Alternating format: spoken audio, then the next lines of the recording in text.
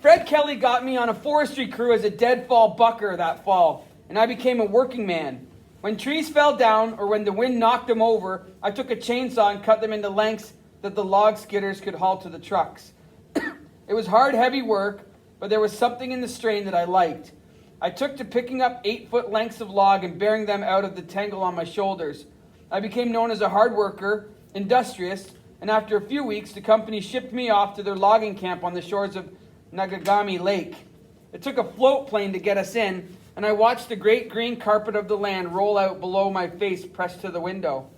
When we landed, I could feel it all around me, like the press of a living being. The view from the bunkhouse was stark and beautiful. Any fear I'd carried about my first venture into the bush as a logger vanished. I'd stand on the rocks in the dim hours before any of the others had woken and feel it enter me like light. I'd close my eyes and feel it. The land was a presence. It had eyes, and I was being scrutinized. But I never felt out of place. Late in the evenings, I'd walk into the trees, stride through the bush until I was wrapped in it, cocooned. The stars that pinwheeled above spun 1,000 light years away. Time, mystery, departure, and union were there all at once. I wondered if this was what it meant to be Indian, Ojibwe, a ritual, a ceremony ancient and simple and personal. If I could have borne it with me into the day-to-day life of the camp, things might have been different. But they weren't. These were northern men, Finns, Swedes, Germans, Quebecois, and Russians. They were lumberjacks. They were as efficient with the giant two-handed rip saws, axes, and horse teams as they were with chainsaws and tractors. They were steeped in the tradition of it. They were huge, brawny men who bellowed and roared and skipped back and forth between languages over the course of a conversation. So I never knew where the gist of it was leading. Drinkers, hard and deliberate. They spent their evenings in the loquacious flow of liquor, smoking and playing cards. Brawls erupted quickly and ended the same way. Then they'd return to their game, the blood of them cut with the next fresh deal, fists clutching cards like a throat. They didn't know what to make of me. There hadn't been an Indian in their midst before, so I never joined them in their evening distractions. When I came back in from the bush, I'd huddle in my bunk and read. When they started calling me Chief and Tonto, Geronimo, or Wagon Burner, I'd heard it so often before that I didn't offer a reaction. That bothered them. I suppose they took my silence for high-mindedness, the books in my hands as a rebuff. They began to take my measure in the only way they knew how. They'd push me hard in the woods and wait to see if I could keep up. I always could. When they pressed hard with their saws and axes through the trunks of great trees, I did the same, and I carried heavy lengths of saw and timber through the bush without a complaint. They tried to find a weakness in me, but I was determined that they would not. So they made it personal. They saw to it that I drew the assignment to clean the outhouses.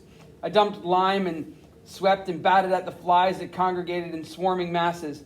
I washed dishes, I mopped the kitchen floor, carted garbage, and shoveled up the mess bears and raccoons left scattered about the small gravel pit the camp used as a landfill.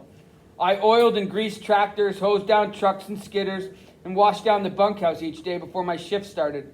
The more they tried to exhaust me, the harder I worked.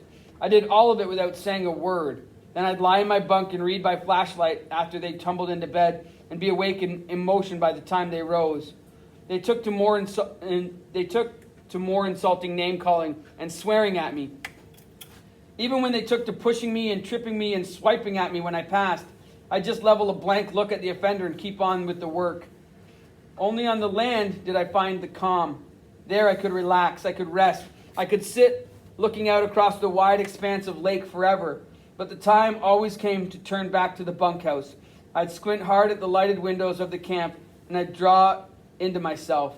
I'd haul in a lungful of air, hold it, compact all my dark energy until it sat in my gut like a black marble, cold and glassy and hard.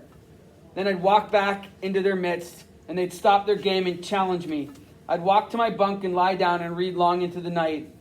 Then one night, a big Swede named Jorgensen called to me, gestured crudely toward me. I stared at the ceiling for a moment. Then I rolled off the bunk and walked slowly to the table where he sat playing cards. As they laughed, I planted my feet wide. Jorgensen stood up and swung a meaty fist at my face. I blocked his punch with my forearm and reached out with my other hand and latched onto his throat. I squeezed hard. I walked forward slowly with the man's throat in my hand, wordlessly lifting and pushing and squeezing at the same time. The big Swede clutched and grabbed and swatted at me, but the pressure of my grip was so great he weakened and dropped to his knees.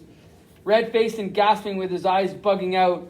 As I let him drop to the floor, I punched him in the head with everything I had, and he crumpled into the floorboards.